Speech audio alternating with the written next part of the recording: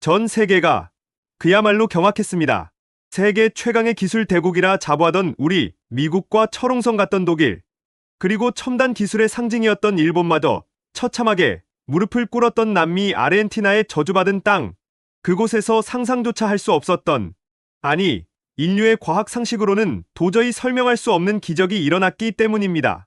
오늘 저는 그 거대한 기적의 한복판에 서서 제 두 눈으로 모든 것을 목격한 증인으로서 제 평생을 지배해온 지독한 오만과 편견이 어떻게 산산조각 났는지, 그리고 대한민국이라는 나라가 우리가 상상하는 것 이상으로 얼마나 위대하고 무서운 나라인지를 증언하려 합니다. 제 이름은 조나단 마이어스. 옥스퍼드에서 지질학 박사 학위를 받고 지난 30년간 세계은행과 엑손모빌의 수석 컨설턴트로 일하며 전 세계의 자원을 탐사하고 개발해온 이 분야 최고의 전문가 중 한 사람입니다. 솔직히 고백하건대 저는 지독히 오만한 백인이었습니다. 세상은 우리 백인, 특히 미국과 유럽의 압도적인 자본과 기술력으로 움직인다고 굳게 믿었죠. 아시아 국가들이요? 그들은 그저 우리의 기술을 베끼고 값싼 노동력으로 흉내내는 수준이라고만 생각했습니다. 그 중에서도 특히 대한민국이요. 하우스숨 저에게 한국은 그저 아시아 동쪽 구석에 박혀있는 반도체나 좀 만들어서 파는 그 이상도 그 이하도 아닌 작은 나라에 불과했습니다. 감히 우리와 어깨를 나란히 할 상대라고는 단 한 번도 생각해 본 적이 없었죠. 모든 이야기는 남미 대륙 최남단, 아르헨티나 정부가 내놓은 한 편의 국제 입찰 공고로부터 시작됩니다. 파타고니아, 남부의 야타마오카 사막, 그곳은 현지인들 사이에서 악마가 쉬어가는 땅 티에라 데어 다에블로이라 불리는 말 그대로 저주받은 불모지였습니다. 지난 50년간 저희 엑손모빌은 물론이고 미국의 건설 공룡 벡텔, 독일의 자존심 지멘스, 일본의 거대 상사 미쓰이 물산까지 이름만 대면 전 세계가 알아주는 최고의 기업들이 이 땅에 도전장을 내밀었습니다. 그들이 지난 반세기 동안 쏟아부은 돈이 무려 수십억 달러에 달했죠. 최첨단 인공위성과 슈퍼컴퓨터를 동원해 땅속을 샅샅이 훑고 지구 핵까지 뚫을 기세로 시추 장비를 가동했습니다. 하지만 결과는 어땠을까요? 처참했습니다. 완벽한 실패. 그 땅은 단 한 방울의 공업용수는커녕 단 한 줌의 곡식도 허락하지 않았습니다. 마치 살아있는 생명체처럼 인간의 모든 노력을 비웃고 집어삼키는 듯했습니다. 결국 모두가 막대한 손실만을 떠안은 채 두 손 두 발 다 들고 떠나야만 했습니다. 그 땅은 그렇게 인류의 기술이 넘볼 수 없는 신의 영역으로 남는 듯했습니다. 그런데 바로 그 땅의 개발권을 따내겠다고 마지막으로 도전장을 내민 나라가 나타났습니다. 바로 대한민국이었습니다. 저는 뉴욕 맨해튼의 사무실에서 그 소식을 처음 듣고 제 귀를 의심했습니다. 코리아, 한국이라고? 그 작은 나라가 대체 뭘 믿고 저 저주받은 땅에 덤벼든단 말인가? 저는 실소를 금할 수 없었습니다. 그것은 용기가 아니라 만용, 도전이 아니라 자살행위처럼 보였습니다. 동료 컨설턴트들과 커피를 마시며 한참을 비웃었던 기억이 생생합니다. 아시아의 작은 호랑이가 겁도 없이 악마의 턱 속으로 스스로 걸어 들어가는군. 며칠 후 아르헨티나 부에노스아이레스에서 열린 국제 컨소시엄 회의장. 저는 그곳에서 제 편견을 더욱 굳게 만들어줄 광경을 목격하고야 말았습니다. 이탈리아 아르마니와 제냐의 최고급 수트를 쫙 빼입은 유럽 대표단과 위압적인 풍채로 회의장을 압도하던 우리 미국 대표단 사이로 한국 대표단이 들어서는 순간이었습니다. 저는 제 눈을 비볐습니다. 그들은 값비싼 명품 정장은커녕 마치 주말에 동네 뒷산에 등산이라도 가는 듯한 수수한 등산용 점퍼 차림이었습니다. 구두는 또 어떻고요? 반짝이는 명품 구두들 사이에서 그들의 신발은 흙먼지가 뽀얗게 앉은 낡은 등산화였습니다. 국제 비즈니스의 가장 중요한 무대라고 할 수 있는 자리에 저런 무례하고 성의 없는 복장으로 나타나다니. 저는 속으로 혀를 찼습니다. 역시 근본 없는 졸부 국가는 어쩔 수 없군. 기본도 되어 있지 않아. 더욱 가관이었던 것은 그들의 대표라는 사람이었습니다. 희끗희끗한 머리에 햇볕에 거칠게 그을린 얼굴, 그리고 악수를 할 때 느껴졌던 그의 손은 마치 평생밭을 갈아온 시골 농부처럼 굵고 투박한 손마디를 가지고 있었습니다. 세련된 비즈니스맨이 아니라 고집센 늙은 기술자의 모습, 그 이상도 이하도 아니었죠. 그는 자신을 박영철 단장이라고 소개했습니다. 그 순간 저는 결심했습니다. 그래, 좋다. 이 무모하고 어리석은 도전자들의 최후를 이 오만한 컨설턴트의 눈으로 똑똑히 기록해주겠다. 저는 곧바로 아르헨티나 정부에 연락해 이번 프로젝트의 특별 자문역 자리를 수락하고 야타마오카로 향하는 비행기에 몸을 실었습니다. 제 머릿속에는 오직 한 가지 생각뿐이었습니다. 한국의 처참하고 완벽한 실패를 통해 아시아의 신흥 국가들이 자신들의 분수를 깨닫게 될 것이다. 과학과 기술은 근본과 역사가 만드는 것이지 돈만으로 되는 것이 아니라는 것을 똑똑히 보여주겠다. 하지만 그때의 저는 오만함으로 가득 찼던 그때의 저는 상상조차 하지 못했습니다. 제가 지금부터 목격하게 될 것이 단순한 성공 신화가 아니라 인류 역사상 가장 위대하고도 통쾌한 역전 드라마 중 하나가 될 줄은 말입니다. 그리고 그 드라마의 주인공이 바로 제가 그토록 무시하고 멸시했던 대한민국이라는 사실을 말입니다. 야타마오카 사막에 제 인생 처음으로 발을 내디뎠을 때 저는 순간 숨이 턱 막혀오는 것을 느꼈습니다. 눈앞에 펼쳐진 것은 끝을 알 수 없는 붉은 빛의 황무지뿐이었습니다. 지독한 건조함에 갈라진 대지, 생명이라고는 단 한 포기의 풀조차 찾아볼 수 없는 메마른 땅은 마치 지구의 풍경이 아니라 화성의 표면을 옮겨놓은 듯했습니다.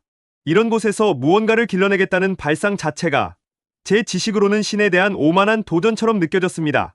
저와 아르헨티나 정부 관계자들이 팔짱을 낀 채 지켜보는 가운데 한국팀의 첫 현장 조사가 시작되었습니다. 그런데 그들의 모습은 저를 또 한 번 경악하게 만들었습니다.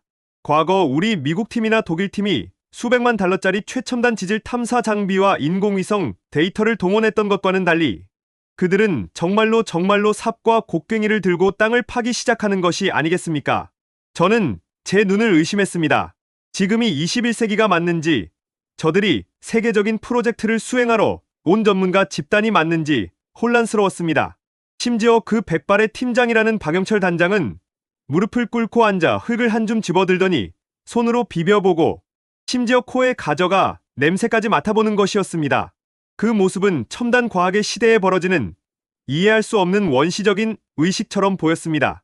그 기이한 광경을 지켜보던 아르헨티나 에너지부 차관이 제게 다가와 어깨를 으쓱하며 나지막이 속삭였습니다. 조나단 박사님, 정말 저들에게 희망이 있다고 보십니까? 솔직히 제 눈에는 저건 과학이 아니라 거의 샤머니즘, 주술에 가까워 보이는군요. 그의 빈정거림에 저도 모르게 비웃음이 터져 나왔습니다. 그렇습니다. 그의 말이 정확했습니다. 저것은 과학이 아니었습니다. 우리의 조롱은 거기서 그치지 않았습니다. 마침 현장에는 아주 껄끄러운 인물이 한 명 남아 있었습니다. 바로 이전에 이 프로젝트를 진행하다 처참하게 실패했던 일본 미쓰이 물산의 기술고문 다나카였죠. 그는 프로젝트의 인수인계를 핑계로 현장에 머물며 한국팀의 일거수일투족을 감시하고 있었습니다. 다나카는 보란듯이 한국팀에게 다가가 특유의 교양 있는 척하는 말투, 하지만 그 속에 칼날을 숨긴 유창한 영어로 말했습니다. 박 단장님, 존경스럽습니다만 그런 원시적인 방법으로는 땅속 1m를 파는 데만 한 달은 좋게 걸릴 겁니다. 참고로 말씀드리자면 저희 슈퍼컴퓨터가 수백만 번의 시뮬레이션을 통해 내린 결론은 이 땅의 지하 500m까지는 단 한 방울의 유의미한 물도 존재하지 않는다는 것이었습니다. 시간 낭비는 그만두고 철수하는 것이 모두를 위해 현명한 판단일 겁니다. 그의 말투에는 동양의 맹주를 자처하는 일본 특유의 오만함과 같은 아시아 국가인 한국에 대한 뿌리 깊은 멸시가 아주 짙게 배어 있었습니다. 하지만 박 단장은 그의 말을 못 들은 척 묵묵히 자신의 일을 계속할 뿐이었죠. 그런데 그때부터 정말 이상한 일들이 벌어지기 시작했습니다. 어렵게 아르헨티나까지 공수해온 한국의 최신형 시추, 장비가 도저히 설명할 수 없는 이유로 계속해서 고장을 일으켰습니다. 엔지니어들이 밤을 새워 부품을 교체해도 다음 날이면 어김없이 다른 곳이 망가져 있었습니다. 그뿐만이 아니었습니다. 현지 관공서에서는 비자 연장이나 장비 통관 같은 사소한 서류 하나를 처리하는데 몇 주씩이나 시간을 끄는 등 마치 보이지 않는 거대한 손이 한국팀의 발목을 꽁꽁 묶고 있다는 느낌을 지울 수가 없었습니다. 현장의 모두가 역시 저주받은 땅은 다르군. 기계마저 미치게 만드는 곳이야라며 수군거릴 때 박 단장과 그의 젊은 팀원들은 뭔가 다른 생각을 하는 듯했습니다. 그들은 밤을 새워가며 무언가를 비밀스럽게 파헤치기 시작했습니다. 그리고 며칠 후 박 단장이 저를 조용히 그의 임시 막사로 불렀습니다. 그의 손에는 놀라운 증거들이 들려 있었습니다. 시추 장비의 핵심 부품이 외부의 충격 없이는 절대 생길 수 없는 아주 정교한 방식으로 파손된 흔적을 담은 클로즈업 사진들, 그리고 현지 공무원과 일본인 고문, 다나카가 도시의 외진 레스토랑에서 만나 두툼한 봉투를 주고받는 모습이 담긴 사진까지 모든 것이 명백해졌습니다. 이것은 저주가 아니었습니다. 일본의 미쓰이 물산이 한국의 실패를 유도하여 이 땅의 사업권을 헐값에 되찾기 위해 비열하고 추악한 방의 공작을 펼치고 있었던 겁니다. 저는 온몸에 소름이 돋는 듯한 충격에 휩싸였습니다. 이것은 정정당당한 비즈니스 경쟁이 아니었습니다. 뒤에서 칼을 꽂는 비열하고 추악한 음모였습니다. 이제 한국팀은 척박하고 잔인한 자연뿐만 아니라 거대 자본이 꾸민 교활한 음모와도 정면으로 싸워야만 했습니다.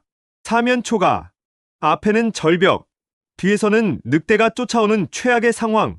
저는 그들이 이제 곧 하얀 깃발을 들고 항복할 것이라고 그렇게 확신했습니다. 저 막강한 자본의 힘 앞에서 저 순박해 보이는 시골 농부 같은 노인이 대체 무엇을 할 수 있단 말입니까? 모든 것이 절망적인 상황이었습니다. 만약 우리 미국팀이나 독일팀이 이런 비열한 음모에 휘말렸다면 아마 현장 책임자는 그 즉시 본사에 연락해 최고의 변호사부터 선임하고 국제 소송을 준비했을 겁니다. 그것이 서구의 방식이니까요. 하지만 한국팀의 대응 방식은 제 예상을 완벽하게 그리고 또 한 번 뛰어넘었습니다. 박영철 단장은 일본의 음모에 대해 길길이 날뛰며 분노하기보다 오히려 더 본질적인 문제, 이 땅 그 자체에 더욱 깊이 집중하기 시작했습니다.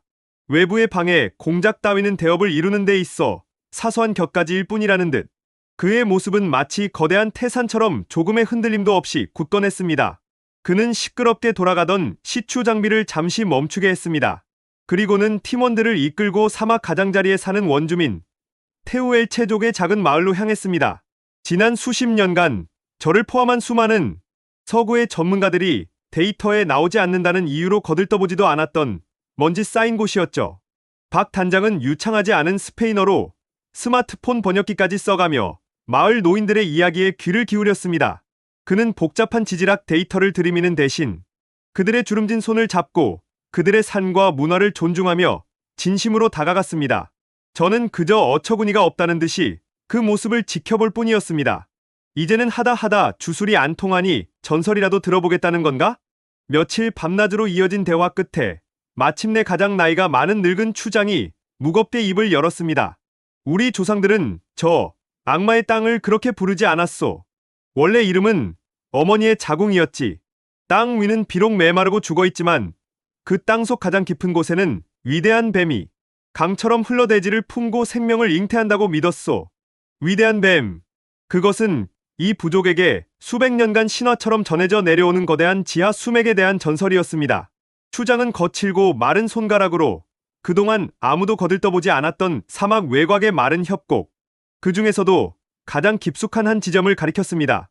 그 자리에 있던 아르헨티나 관료들과 저를 포함한 모두가 미친 짓이라 생각했습니다. 하지만 박 단장은 그 전설을 그 늙은 추장의 손짓을 허투루 듣지 않았습니다. 그는 곧바로 한국 본사에 연락해 컨테이너로 공수해온 최첨단 지하2과 레이더 DPR 장비를 설치하고 추장이 가리킨 바로 그곳을 중심으로 정밀 탐사를 시작했습니다. 수백 년 묵은 원주민의 오랜 지혜와 21세기 대한민국의 첨단 기술이 마침내 만나는 역사적인 순간이었습니다. 그리고 제 눈앞에서 제 평생의 지식과 경험을 송두리째 뒤흔드는 믿을 수 없는 일이 벌어졌습니다. 레이더 화면에 거대한 푸른색 띠가 나타난 것입니다. 바로 전설 속 위대한 뱀, 저 멀리 파타고니아의 만년설이 녹아내려 형성된 상상조차 할 수 없는 규모의 지하 수맥이었습니다. 그동안 서구의 값비싼 첨단 장비들이 수십 년간 찾아내지 못했던 것을 한국인은 사람의 이야기에 진심으로 귀를 기울임으로써 기적처럼 찾아낸 것입니다. 저는 그 순간 가슴 깊은 곳에서부터 뜨거운 무언가가 뭉클하게 차오르는 것을 느꼈습니다. 하지만 물을 찾았다고 해서 모든 것이 해결된 것은 아니었습니다. 진짜 싸움은 이제부터였죠. 소금기가 가득한 죽음의 땅을 어떻게 생명이 자라는 경작지로 바꿀 것인가? 이때 또 한 번 저를 경악하게 만든 K지혜가 빛을 발했습니다.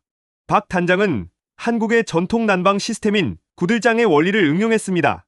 땅 속에 특수 제작한 파이프를 촘촘하게 묻어 나대는 용광로처럼 뜨거운 사막의 열을 저장했다가 기온이 영하로 떨어지는 밤에는 그 지열을 방출해 땅의 온도를 식물이 자랄 수 있는 최적의 상태로 유지한 것입니다.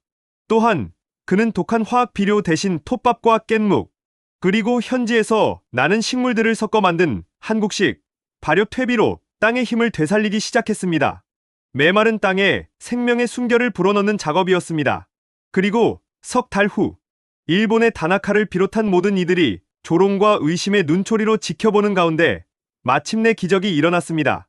붉은 모래먼지만이 광풍처럼 휘몰아치던 악마의 땅 한가운데서 수줍은 듯 파릇파릇한 녹색 새싹들이 고개를 내민 것입니다. 그 작고 연약하지만 위대한 생명의 경이로움 앞에서 그동안 한국팀을 미개하다고 조롱하던 모든 이들은 마치 망치로 머리를 맞은 듯 아무 말도 하지 못하고 그 자리에 얼어붙고 말았습니다. 그것은 단순히 땅에서 돋아난 새싹이 아니었습니다.